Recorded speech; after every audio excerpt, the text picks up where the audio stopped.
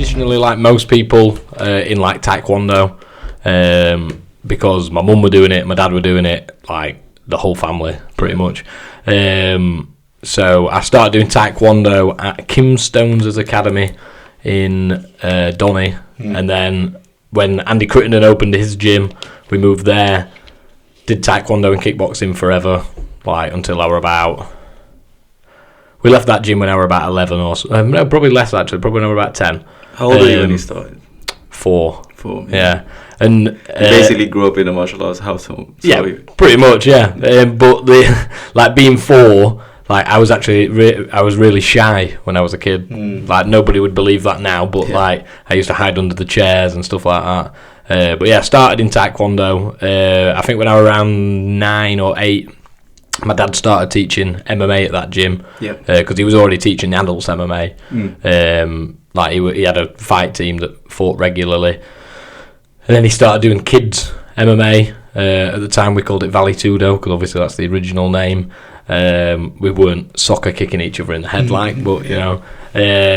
We ended up doing an Ultimate Fighter tournament at the gym, which was pretty cool. So like my dad had a team and Andy Crittenden had a team. Nice.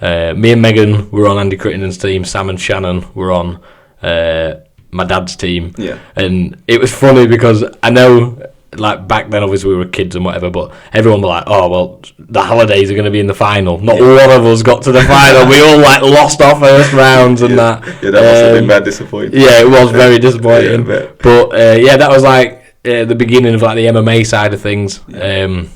How long did you do taekwondo for before? 4 till I left. So 7-8 years. Did loads of like tournaments and that. Because when I see you fight, you always got really good kicks. So I just, without you even telling me, I assumed you came from a taekwondo background. Yeah, they're definitely my favourite, but it's moulded a bit more now into like a K1 kind of style. Yeah. I teach some more traditional kicks with my kids' classes and stuff, but I try to stick to a lot of round kicks and push kicks. But we left that gym when I were about 10. My dad opened his own MMA gym in our village of Rosso, and that was called Outcast MMA. Pretty cool name. Big gym as well. Like we had a lot of room. We had a bit of a cage, like half a cage, I think it was. Full matted area, big boxing ring. You must have been one of the first few MMA gyms that like open around. In our area, yeah. I think obviously that the big ones at that time were like Wolf Slayer and that in Liverpool, where Bisping trained. Rampage as well, right? Rampage, and Czech Congo as well. I've got a funny story about them, I'll tell you in a bit. But we moved there, and then we were there probably till I was about 13. And then it shut just due to, like, shit that I didn't know about. I was a kid, so, fallings out and whatever. And then I didn't do any martial arts till I was 16. So that were 4 years off. Did you miss it? Not at the time. Yeah, other stuff to worry about. In retrospect, I missed it a lot, and I actually realised, like now at 27, I realised that kid needed it because, like, I just went down the complete opposite path of life. Yeah. And it's quite funny because those that knew me then, like when they speak to me now, they're like everything's changed. But people that only know me now don't like seem to even believe that person existed, because it was me and my brother. Obviously, Sam, but me and Sam both kind of went down the same path of partying, drugs, like getting into trouble all the time, just hanging out with the wrong people. And it's not to say I didn't make a lot of good friends through that period, because I'm still friends with most of them people. But like by the time I got to 17, 18, like that was like I need to stop doing that. Yeah. What made you want to get back into it? So, my dad actually started coaching some classes at the community centre in the village. Was that MMA classes? It was a boxing gym. It was literally a room with some mats on one side and a boxing ring on the other. It was tiny, and that was run by a guy called Dave Croft. So my dad started teaching MMA classes like twice a week. And a few people that train now started training then, so like they've been here since then. But then Dave Croft passed away. So my dad was kind of just left with this gym. Yeah. But he's not a boxer, so he can't teach boxing. Like, he can teach people how to punch, but obviously, boxing's a completely different sport. Yeah. So he was running MMA classes then, but they got a bit too busy. So he ended up finding a unit literally a minute away from his house.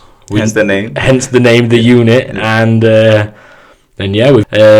So it's completely different now. It's all grey, it's all different matting and that. Nice. Basically, my dad was running that from 2013. When we first opened, it was literally fighters. And it was daft. Like, it was sparring, like, pretty much every day. Like, you know what I mean? And we did relatively well. I went to university in 2015 to do broadcast journalism. Did you stay in Doncaster? No, I moved to Nottingham. Yeah. For 3 years. I was back and forth. Is there a uni in Doncaster? I think there's a college. I don't know if it's a university college now or because we're a city apparently. So. But yeah, so I was at uni and I knew the gym was still running, and whenever I came back, I helped coach and whatever. So I'd always been in the coaching role, like running the kids' classes and stuff. But by the time I'd finished uni in 2018, the gym was absolutely on its arse. Like, loads of debt. Numbers were really low, and there's always these highs and lows of custom and people coming through the door, but it was just on its arse. My sister Megan, she put in place a beginner's course. I think it was like 60 quid or 120 quid or something like that. I can't remember what it was, like 6 weeks of training. So basically to try and entice more people to come training and see if we can keep some of them people. Because it was essentially a last-ditch effort to save the gym, which obviously right now I'm very thankful for. I finished uni that beginner's course had started. I'd finished uni, and then I got home on the second week of that course. I taught the class, and I've literally ran every class since. Wow. So I got back from uni and essentially took the gym over because it was in a bit of a shit place. There wasn't a lot of structure. I feel like the passion had gone, and there's no one to blame. Like, things burn out. Yeah. Essentially took the gym over from 2018. That beginner's course saved the gym. Yeah. Which was great. From that was like May 2018. And then that's when Jack Atherton came to the gym and James Taylor, who we've just mentioned. And then they had a fight the following March on Cage Steel. And have they done any martial arts before? Did they start as a beginner? Yeah, so Jack came as a beginner. James came before Jack, but as a beginner. They were both trained through us. They had a fight on Cage Steel, and they sold, between them, they did over 100 tickets at 15 years old, nice. Which was crazy. Yeah. The following Monday after the fight, the gym was rammed. And from that, it's been... So for the young people... It's just always been busy since. And obviously there's still them highs and lows, but the lows aren't as low as they were before. Yeah. How did they perform on those fights? Both won. Yeah, both won. Jack got a decision and James won second round submission. And they still obviously fighting and competing at the moment? So James isn't, Jack is. James is slightly older than Jack. He's doing his own thing, he's working, stuff like that. You had one of your guys win a belt the other day as well, do you? Yes, Joe Cope. Nice. Yeah, Joe kickboxing one as well. Kickboxing one, yeah. So he came from a traditional taekwondo background as well. Came to me a couple of years ago, and there was a lot of bad habits we had to just erase, especially for K1, without taking the whole taekwondo away from him. And he fought on BMF in April, broke the gym's curse. We've had 3 or 4 BMF title fights and lost them all. I'm like, no, come on. But so May 2018, I've pretty much run the gym. Yeah. Signed the lease over in 2019. So you do the business side of things, you do the coaching full time. Pretty much everything. Yeah, and you compete as well. Yes. That's one thing I really wanted to speak to you about because I'm really interested in that because I know you took some time off, obviously focusing on your coaching. What made you decide that you wanted to come back and compete again? I'd love to say it wasn't my ego, but I really do think it was my ego. Yeah. I'm looking at everybody else. Everybody else is doing really well, and I'm like, I can still do it. I always found myself in a weird spot as to like, who am I going to fight? Because I am the head coach, but that's not to say I'm amazing. Like, I'm a better coach than I am a fighter, and I'm very happy and like, comfortable in saying that. But it doesn't mean I don't want to compete. Yeah, of course. So I was looking at competing in December last year. That didn't end up happening for whatever reason, I can't really remember. So at the time, I'm 26. I'm like, you've got loads of time. Like, just crack on with it. There's a quote by, and I can never remember who said it. It might have been James Smith, and I've used it on a couple of other people when they're stuck on what to do. It's like, the time is going to pass anyway. So between when I was thinking about it in the December and the fight in March, I'm like, I can either be fight ready and have a fight in March, or March is going to come anyway and I can still not be in fight shape and then have to do that process again, and it be June, July, August. I didn't really know who I wanted to fight. I saw Ty Harrison had started fighting again. He's, similar age to me, same position, coaches, had a lot of time off. I'm like, it's perfect. And I don't want to come back and fight some, like, shit house. And, like, if it had come to it and he pulled out the day before, maybe, because I'd done all the training, but obviously I don't want to take a journeyman. Yeah, the process, like, was amazing. Like, literally the 1st of January, I'm like, right, it's 3 months away, let's get cracking. So I was training twice a week with James Power, who obviously is a phenomenal striker. Amazing. Really, like, the way he breaks things down as well, like, is just smart. Yeah, he's a very good coach and he's a very good fighter. Yeah. He showed me within about not even a minute. Showed me one thing about a liver shot, and it just changed my game, like, straight away. So, cracked on with that, started doing strength and conditioning, sort of the diet out, get the weight down a bit. I was fighting at 66, and I'm not a big fan of having to cut weight, so, like, I'd rather just be 66 and maybe be 68 on the night or something. And I know Ty probably cut a bit more than me because he is bigger than me, but I didn't really care. Like, it is what it is. So the beginning of fight camp, and I had Ben Robinson, one of my video guys. He's got his own company, and he was filming me throughout it, and he's going to put together nice. Something. That'd be really good to see. Yeah, and I'm excited to watch it, regardless of obviously how it went. But the beginning of it, so January, like, I found out my partner was pregnant, and I'm like, okay, so this is something else to think about. Yeah. So. At the same time as that, we're trying to move house. So, like, 3 stressful things. You got a fight, you got a house, and you got a baby on the way. And then, obviously, on top of that, all the jobs, like running the gym, running That's BMF. The other thing as well, because you said you coach all the time. Did you have to do that as well? I was still coaching, and I was happy with it. I like to be busy. If I'm not doing anything, like, I just kind of, like, don't do anything, if that makes sense. I kind of get a bit lazy. Yeah. But the training was fine. I thought I was going to have a bit of a meltdown about having a kid. It turns out I'm the most happiest I've ever been. Super excited. I'm so happy, like, really, really happy. Congratulations! Thank you very much. And I'm having a little girl, which I wanted. So perfect. Yeah, so I'm outnumbered now though. So my partner Nevaeh, and then my daughter, obviously, and then I've got a little hamster who's also a girl, so I'm completely outnumbered in my house. But so we found that out. I was really comfortable with that. So then we started the process of moving house. I felt in the best shape I've ever been in. Sparring was going really well. The kickboxing? Just a kickboxing fight, but all the sparring was going really well. I was going to full force with Ryan Kennedy. So everything was going really well. Felt great.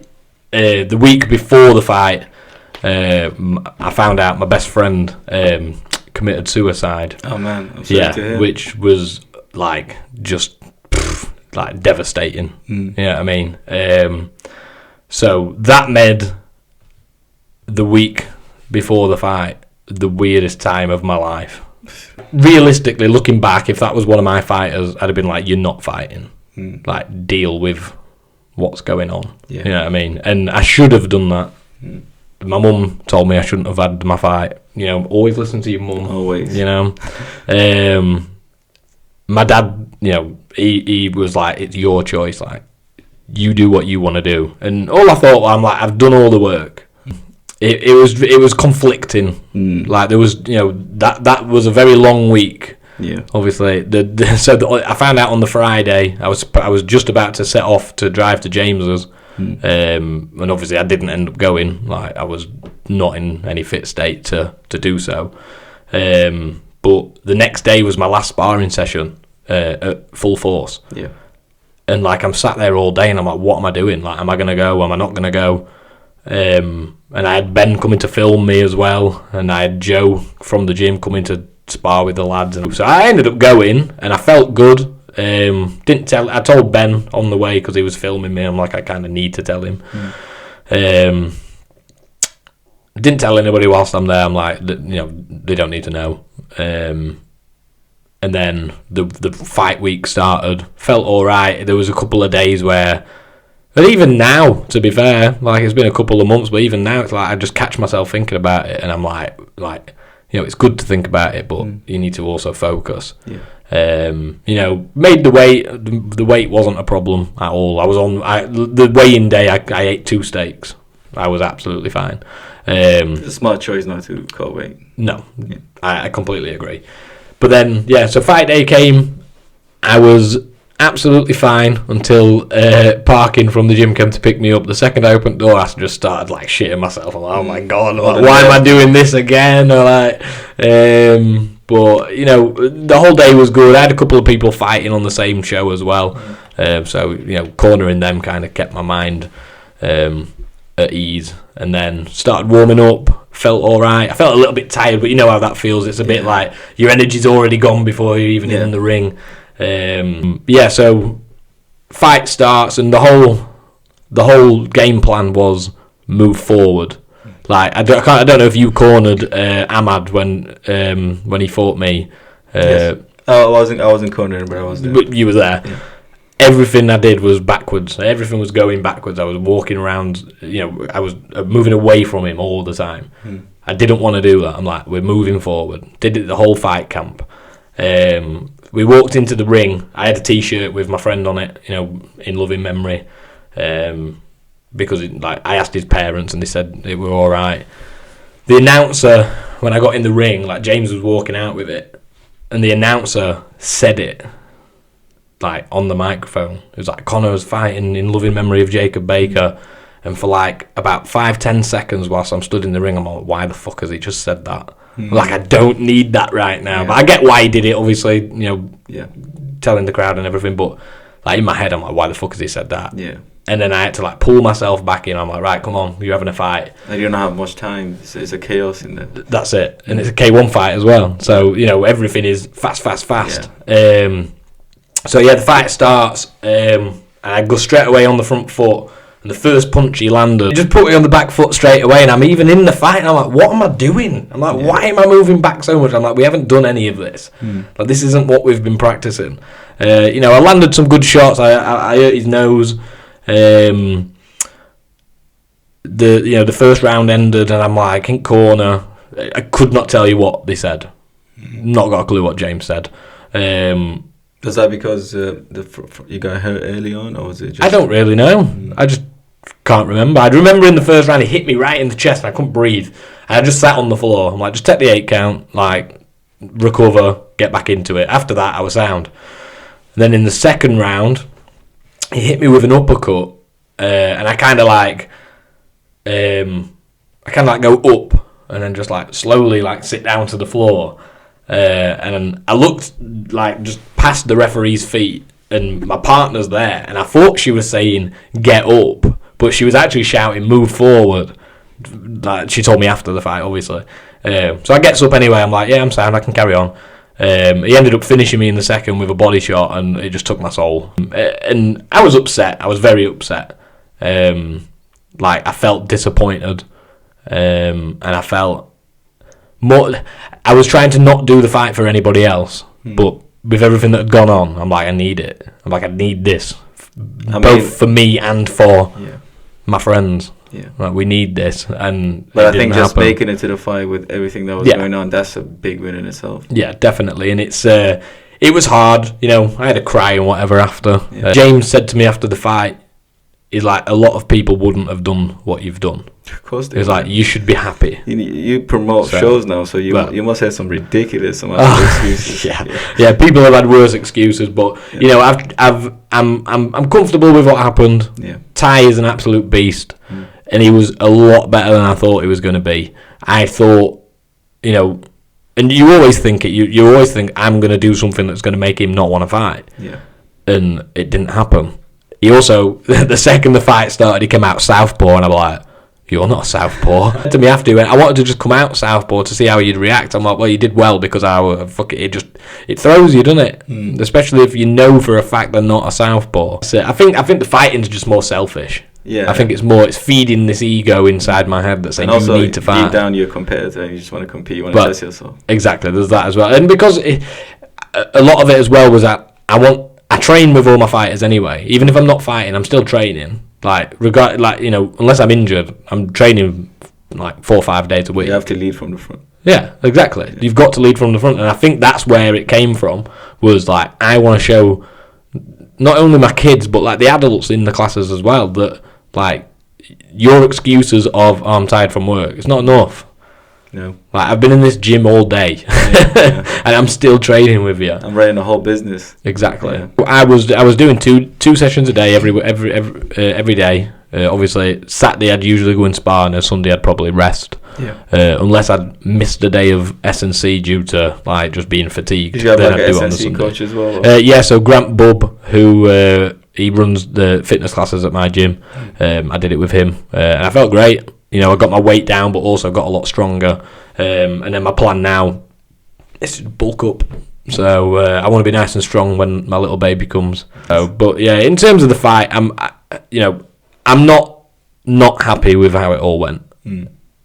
It would have all been a lot easier if, you know, outside circumstances didn't happen, but they did. If like the fight was nothing, like me finding out that was the worst thing I've ever had to deal with. You know, like we had his funeral and everything. The funeral was the day before BMF, so you know, I just like stressful times. Yeah. But you know, and I said in his funeral, I spoke there, and I was saying about like, you know, when people say, "Oh, I think about you every day," and you look at it and you're like, "You're chatting shit." Yeah. Like, you don't think about him every day.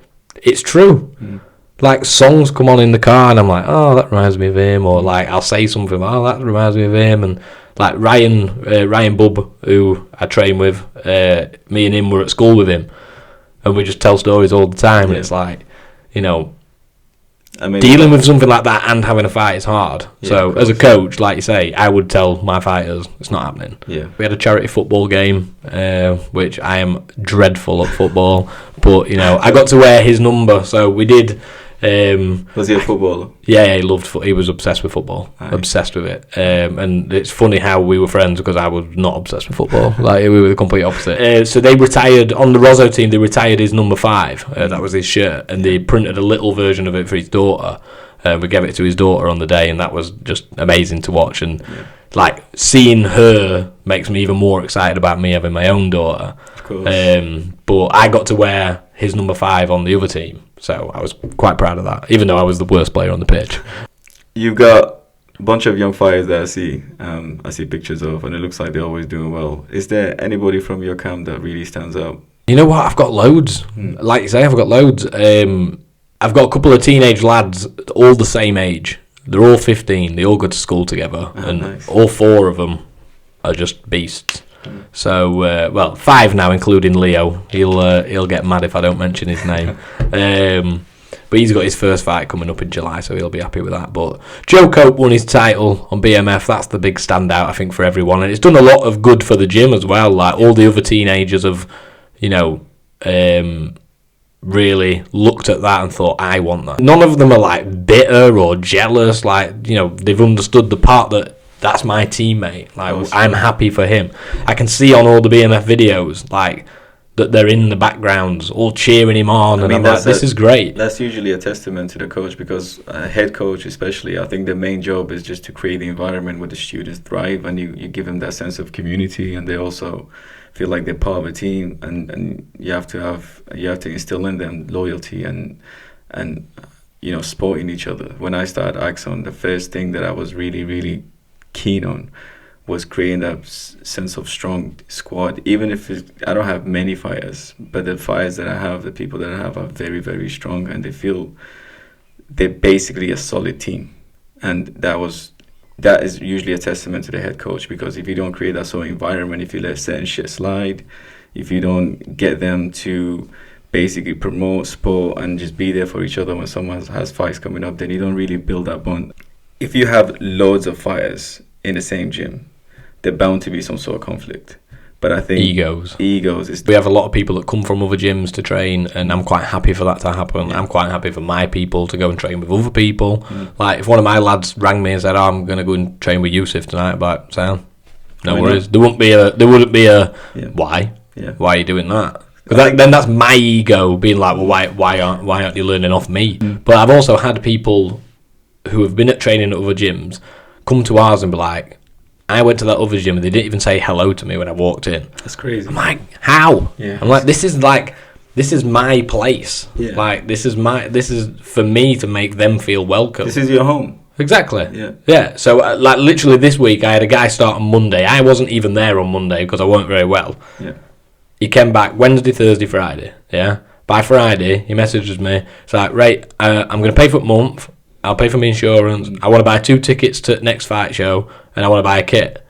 I'm like, sound. Like, he came on Wednesday. Usually we have Danny Mitchell coaching on a Wednesday. Nice. And like, this is where it comes back to that of, why aren't you learning off me kind of thing. Like, I know my place as a coach. My place is not to coach people jiu-jitsu. Like, I'm good at, I'm okay at jiu-jitsu. I can't teach it very well. I can teach it to kids and to teenagers, and I can teach basic things. But so your main discipline is striking. It's striking, yeah, striking and MMA, like as like MMA as a concept, if that makes sense. And like I say, I do teach the kids grappling. I'll teach the teenagers grappling, but like Danny Mitchell comes in on a Wednesday, and it's like, why would I now try and teach these adults jiu-jitsu when Danny Mitchell's here?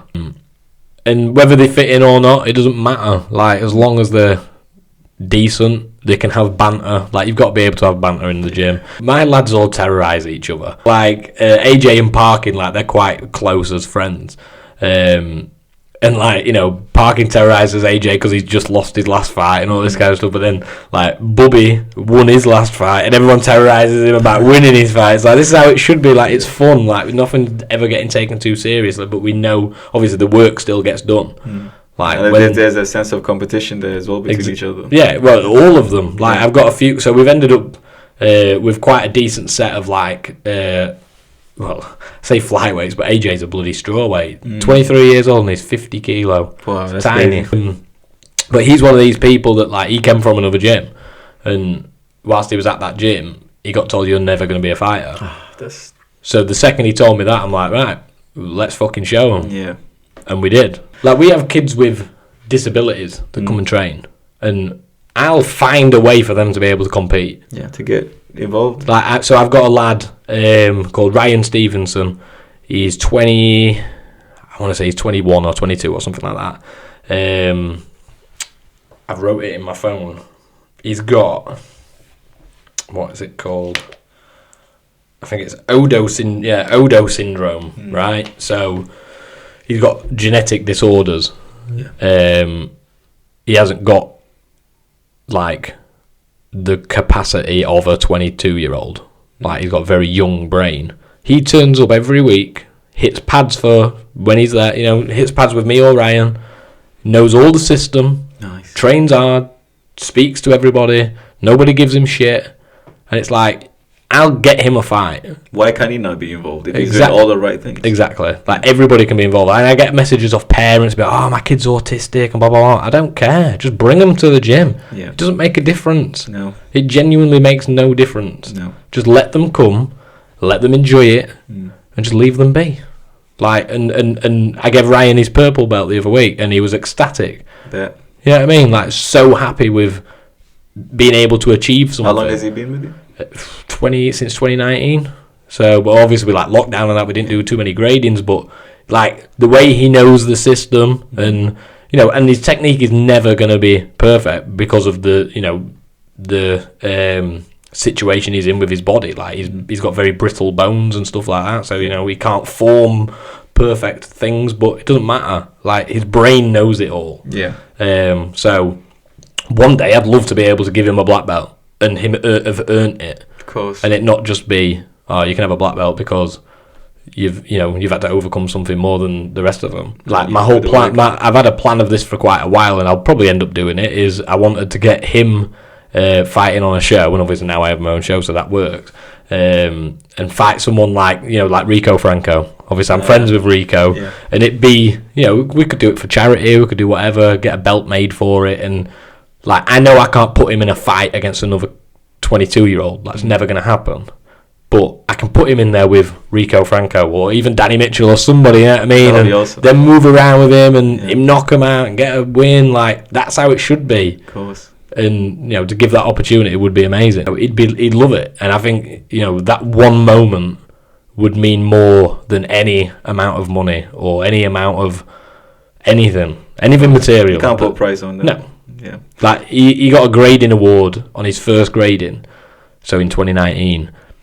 And in the front of the class, because he had to train with the kids. Like, it just had to happen. That's the way it had to go. Yeah. We gave him his grading award and he cried. And it was like the greatest moment. Like, he was so happy that he's achieved something. I mean, that's what coaching is about, right? Exactly. And it's good to have fighters, obviously. It's good to have people that compete at high level because we're fighters, and this is one of the reasons why we do it. But for me, ultimately, it comes down to stuff like that. It's making people's lives better. Yeah. Well, obviously, your brother Sam, he's training now as well. Yes. He? Yeah. Yeah. It's really good to see. He's one of the OGs in the MMA world. Oh, 100%. Yeah. I think he was one of the first kids to fight, if not the first kid to fight MMA in the country. And obviously, you and Sam know each other very well. You have fought each other like what, two or three times, something like that. Yeah. And it's funny because like we are close, we're brothers. Like he's got a son as well, so my nephew Ethan.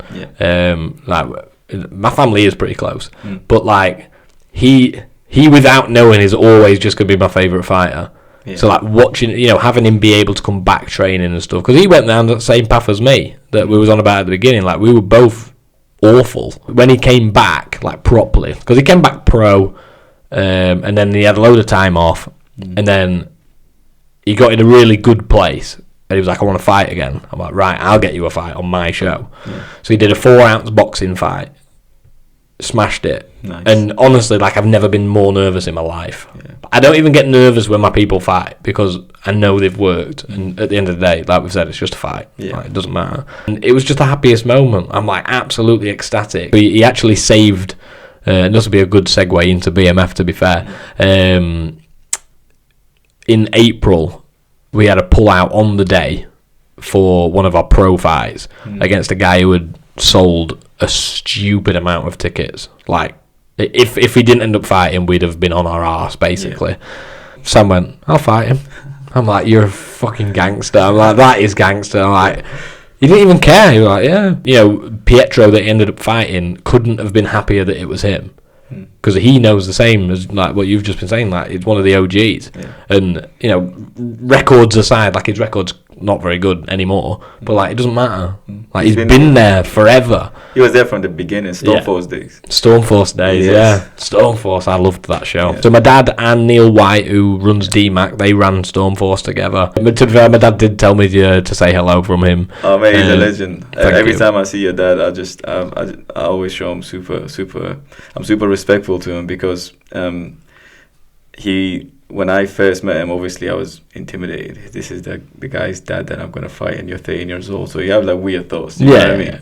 But he was just so nice. He came up to me even after the fight. He congratulated me. And that to me was really nice. So every time I see your dad at the shows, I can't remember the last time I saw him, but when I saw him, I think it was when Megan fought on AFK Super League like a while ago. That was a good fight as well. Yeah, it was really good to see him. And we are always respectful to each other. Yeah, my dad, that's another thing as well, is like, And my dad is never somebody who's going to be like, I deserve this credit and blah blah blah. But like, he's genuinely an OG. But we know. Yeah, we know. Yeah, we know, especially in the South Yorkshire area. And if it wasn't for him, like, I wouldn't be in the position I'm in. Cool. Like, it wasn't a thing of I came back from uni and took the gym. Like, it needed me, which is great, and I'm glad I managed to do Passing it. But on the torch. that's it. Yeah. So when I managed, when we'd signed the lease and everything over to me for the building, like, that was a very proud moment. And he's personally told me about how proud that makes him. And we still have him involved. Like, he wraps the fighter's hands at the show. Does he do any of the corners or something? So sometimes he'll corner Jack. So my dad and Jack have got a lot, like you just said, they've got a lot of respect for each other. Jack's still young. He's only 19, I think. And he looks up to my dad a lot. Yeah. So when Jack came back, because Jack had quite a few years off, I say a few years, like 2, he was in Jack's corner. He walks out with Sam, don't corner him. He's like, fuck that.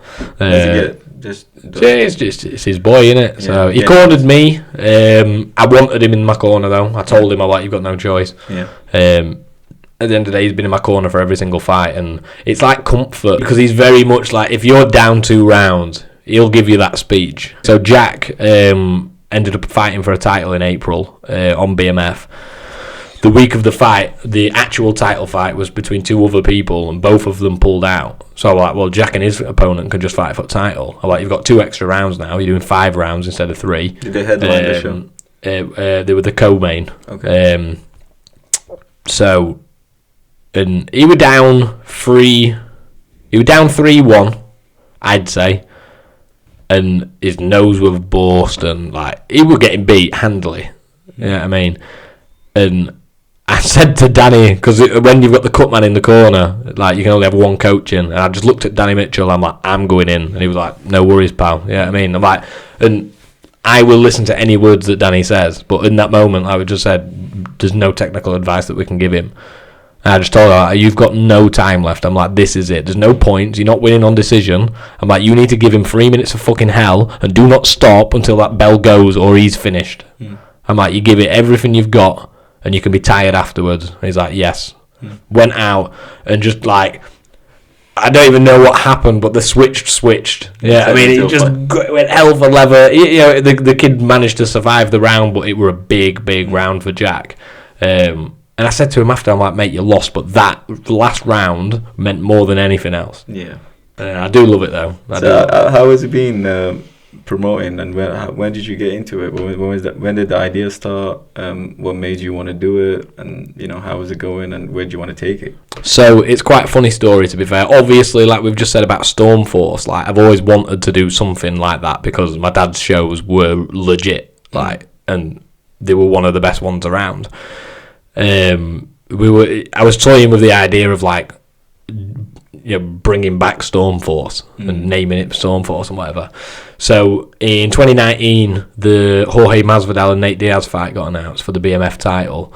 Me, Steve, who obviously is my business partner, Steve Meir, and Chris Clark, who runs Budo, the most random 3 people you could think of, booked all together to go and watch it. We flew out, and then two lads I know from Rosso came as well. Nice. That must have been Nathan, Jamie. Oh, it was crazy. Like, New York's a weird place. But we were there, we were watching it, and obviously the fights were amazing. Got to us coming back, and Steve wanted to run a gaming convention. And I was like, oh, I'll help you with that. Like, I can do the video stuff. Obviously, I do videography, so I can do that for you. We started planning it, and then it kind of never came together because of lockdown and COVID and all that. And then also, like, none of us knew anything about gaming, so, that doesn't help. Yeah. Then he wanted to start, it was like a fake festival, where it's like tribute bands and stuff. Yes. So he wanted to do that, basically. And to be fair, we put quite a bit of planning into it. He just wanted to put an event. Yeah, he wanted to put an event on, because he used to run Almighty. Right. But then, obviously, he split off from Almighty. And then we were like, why don't we just do an MMA show? I mean, Like makes we total both sense. know everything about MMA, so why don't we just do that? And obviously he's run a lot of successful events, and I'm very good at like social media. Yeah. So like both of them together, and I also know a lot of fucking people. Always helps. And we were like, what can we call it? And like the first idea was, why don't we call it BMF MMA? And we kind of like laughed it off a little bit, and we just couldn't think of anything. Everything is like either really corny or it just sounds exactly like somebody else's show. Like, let's just go BMF. Yeah. So we had to call it Bad Mofo MMA because of like copyright and stuff. Yeah. But yeah, BMF. We were just like, let's do that. And do you have like a venue that you always do it at? Yes. So Barnes and Metrodome. Yeah, because it looks quite big. It's really good. Yeah. It's really, really good. But Almighty have shows there as well. And we did, when we first started the show, we checked with Ray, who runs Almighty. We were like, look, this is where we want to hold it. And he was like, sound, whatever, like, cool. Yeah, so we did the first event October 2021. And it was really good. There were too many, there were quite a few, like, journeymen and whatever, but it was part of what happened. Like, people pulled out. So we did a tournament. We did a middleweight tournament. Ryan McNally, Joe Ambler, Vasil, I can't say his last name. We'll go with Vasil, and Jack Bell. Ryan McNally sparked Vasil out in 20 seconds or something with a massive head kick. I'm like, there's our viral moment. I'm like, that's a good start to the show. Very good start. Unfortunately, Joe ended up injuring himself, so he won and he couldn't do the final. Yeah. So I'm like, shit. We're like, what do we do? He ended up fighting. That Ryan ended up fighting some fucking shit guy. So it looked wank. Yeah. And we weren't happy. But roll on from that, everyone were happy with it. The production looked good. I got to do a lot of video work, and that got quite a lot of attention. I've got a full team that do the filming. So we have Sharefight that film the fights for YouTube, and then I have my lads through CH Productions, Ryan Gadsby, Luke Grimes, and now we have a lad called Ben Robinson as well, who wasn't there for the first show. But they do all filming. I have everything else to do, obviously along with Steve, but just to add to the stress, I also have my fighters on it, so I corner all them as well. So last April we did BMF 2. We had a bantamweight tournament which Adam Butterworth ended up winning. That was the biggest learning curve because we did it on Easter bank holiday. It was on a Sunday. Everyone wanted paying extra because it was a bank holiday, which we didn't take into consideration too much. And we lost a hell of a lot of money. And it weren't a point of, let's not do it again. We were like, let's learn from it. Yeah. And, we'll be all right. The July one last year was hard. We did the first junior event. And, you don't know how it's going to go. You don't know how tickets are going to go and all that kind of stuff. The fights were amazing. Yeah. But ticket-wise and, financially, it weren't great. The biggest issue you'll ever face as a promoter is fighters. And I don't care what anybody says. Like, the way the game is now, every single person wants it easy. It's like, come on. Like, I'm offering you a great fight here. We've literally just announced yesterday our amateur featherweight title between Jamal Raja, who's under Callum Mullen, and Tom Mullen, and Ben Bennett, fighting Oliver Terro from ASW Manchester, who's under Cam Atakuru. It's a very good gym. That fight is insane. Like, it's ridiculously good, and it's like, if I can get them two, who are like two of the best in the country, to fight each other, why can't I get this 1-0 to fight this 1-0? The April shows, so we did the adults on the Saturday, the juniors on the Sunday. Amazing. The whole weekend was amazing. Like, the fights were great. The kids show was way too long, and I've took that on board, and you feel like it's finally coming together a little bit. Everything has just done that. Was that the fourth one? So it was BMF 5. Right. And juniors 2, so event 6 and 7. Oscar Owensworth, he's a very good friend of mine. He fought on BMF 2 as well. Fury. The Ginger Fury. Yeah, he's been at it for a long time too. Yeah, and he's been smashing it lately as well. So so respectful. He's got a great little family as well. So we like to get him on. We're trying to get him on for July. It's just a struggle to match him because he's quite high level. He turned pro in 2019. He fought Jamie Folding and got arm barred. And then Who did he fight after that? He fought Eddie Johnson. I cornered him for that fight. That was the last fight before lockdown. And then since then he's lost one more because I got him a fight on Cage Warriors in lockdown, and that was a crazy experience. Did he fight on PFL? Yes, he recently fought on PFL. Yeah, I think I saw the highlights. It was a great fight. Yeah, it was a really good fight. And, we all thought he was going to get signed, but it was just a one-fight deal, and he didn't really know what's going off. So we're trying to... the experience that he could take with him as well. So. Exactly, yeah. And it helps him, though. Like, if anything, when we were saying about fighting and money and all this kind of stuff, like, Oscar's got a family to look after. Of course. Like... So we've already said, like, when he, if he fights on our show, I'll look after him. He'll get very well looked after. I mean, he'll deserve it because he'll put on a show. Exactly. Right. And he also sells a lot of tickets. Like, our Instagram's insane at the moment. Like, it's getting so much, like, attention. And we've got an abundance of footage. So, excellent. Literally... If you have the media team as well, that helps a lot. Exactly, yeah. And that's what's making the difference between our show and everybody else. Do you run all the social media stuff yourself? I am literally sat in front of my laptop 24/7. So a lot of editing and stuff. Editing, doing the posters, doing making sure they're getting out on time and stuff, matching the fights. It's obviously Steve matches the fights as well, but we've realised very quickly that he couldn't do my jobs and I couldn't do his. Yeah. I ain't got a clue with some of the stuff he does, but I turn up on the day and it's all done. I mean, that's why it works though, right? Exactly. Yeah. And like when it comes to like the amateurs and that, I'll be matching all day and then I'll ring him, I'm like, right, I've matched this fight. And he's like, sound. Like the only ones we really like properly talk about together is the pros, because obviously that's where money comes in. And it's like we've got to make sure it's a financially good fight for one. Yeah. And two, that it's not a unfair fight. You're not having 5-0 versus a jobber. Make sure he's entertaining too. Exactly. So Oscar, is he signed to Cage Warriors now? No, so he had that one fight deal with PFL, which means he's technically a free agent.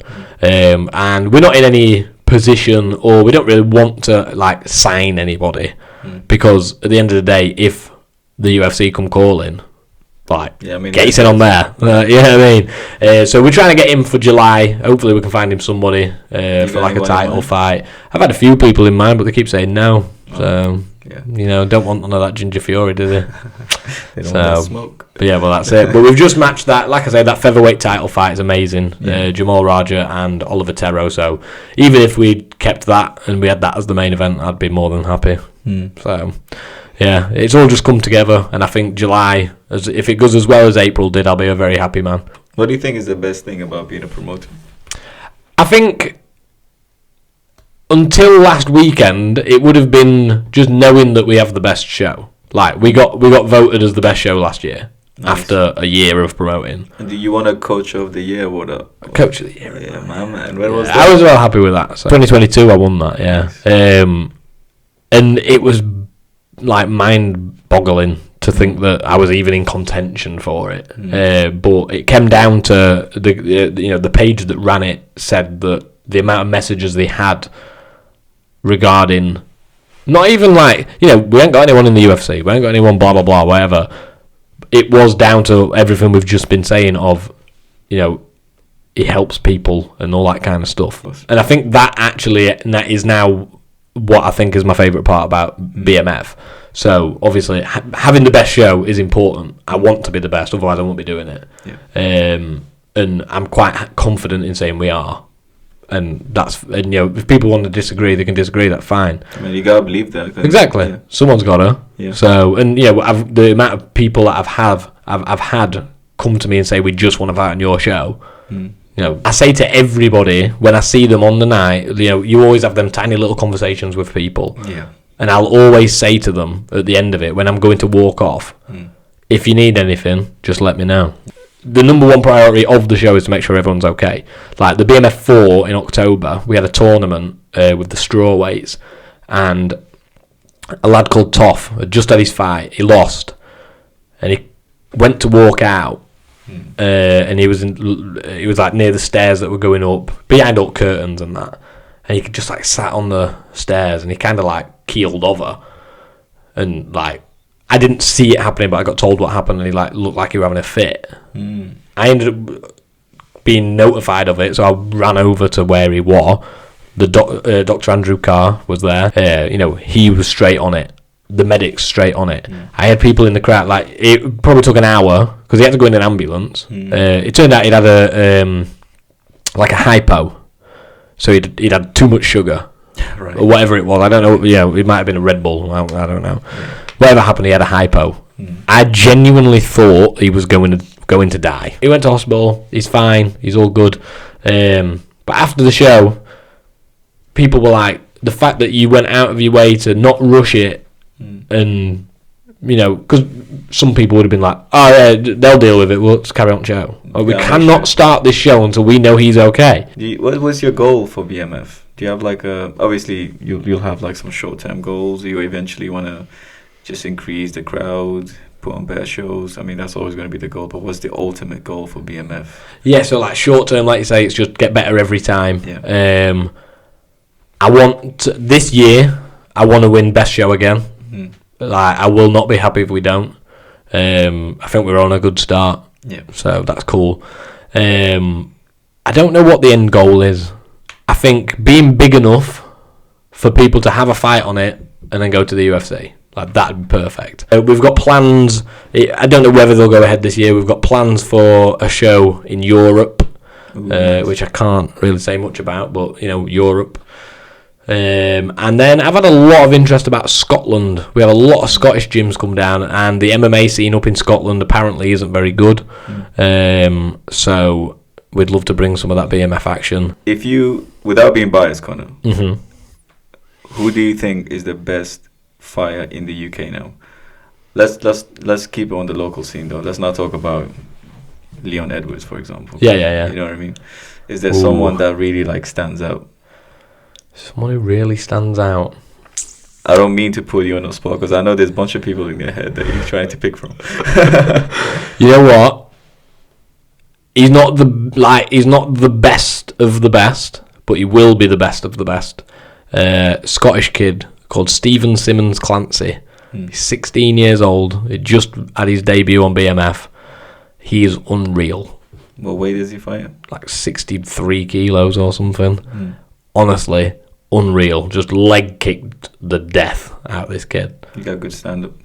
Amazing. But I know for a fact his grappling's good as well. Yeah. So he trains under James Doolan, who is one of the best coaches in the whole of the UK. Yeah, so Ryan's really good with kids and the teenagers, to be fair. Yeah. But the kids all look up to him a bit, and I think it's good for him that he's got that. Yeah. So when he does coach, I know if I'm, like, on Monday I was poorly, he ran the gym. Liam helped him run, and Kevin helped him as well. And it's like, I know that can happen. So that support network inside the gym is amazing. But I think as a coach, as a fighter, as anybody who's in martial arts, outside of that gym, you also need a support network. So like Nevaeh, for me, and we were only speaking about it maybe like 2 days ago. It's like they're two very separate things. Like my personal life and the gym, they're separate. So like me, Nevaeh, our baby, our hamster, that's all on its own. But all the stresses that I get from this, I go home and like she's there. She's there to talk to. She's there to support me. Like, I don't think I could have anybody else in my life that would deal with how busy I am, like all the time. Yeah. And I think having that is very important. That helped me a lot in that week before the fight.